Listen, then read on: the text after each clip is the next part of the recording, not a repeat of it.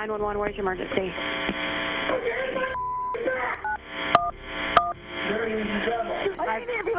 Listen to me. Listen to me. I have them on the way. What is going on? Okay. Your son is down.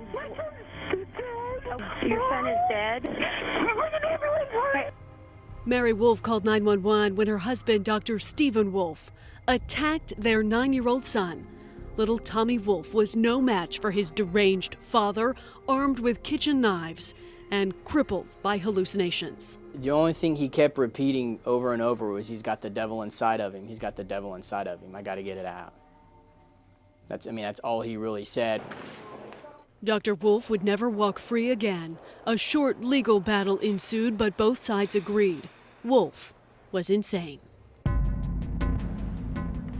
In fact, detectives were so sure Wolf was out of his mind, they didn't even conduct the customary interrogation. The emotions and the tone of his voice was like nothing I'd ever heard before. I felt sorry for him. Nichols Hills police maintain the evidence file, a gory, sad collection of cardboard boxes, storage for evidence that'll never make it to trial. The kitchen knives, bent by the force of the attack, a mother's nightgown stained with the blood of her only son, worn in the last moments of his life, and the pint-sized pajamas of a little boy tucked into his bed for the last time that night by the person he trusted most in the whole wide world. It was horrendous. I've not worked anything like it. Chief Richard Mask is convinced Dr. Stephen Wolf had no idea what he was truly doing to his son that night. You talk about the greatest betrayal. What Tommy must have been thinking about while he was being murdered by the person he loved and trusted the most on the planet. Tough to deal with. Prosecutors were convinced also. DA David Prater offered up an acquittal, not guilty by reason of insanity. But in the months before that deal was reached, Dr. Wolf stayed here on suicide watch at the Oklahoma County Jail. Are you doing any better, or are you getting depressed in there? It must be really lonely. I'm just very lonely. I miss you so much. It is the voice of insanity, recorded on jailhouse phone calls between Dr. Wolf and his wife, Mary. Do you want a picture of Tommy's gravestone? I'll visit it when I get out. I don't think I want a picture. I put some flowers over there the other day. I know, it must be really hard. I prayed for you. Thank you, dear. Oh. Thank you.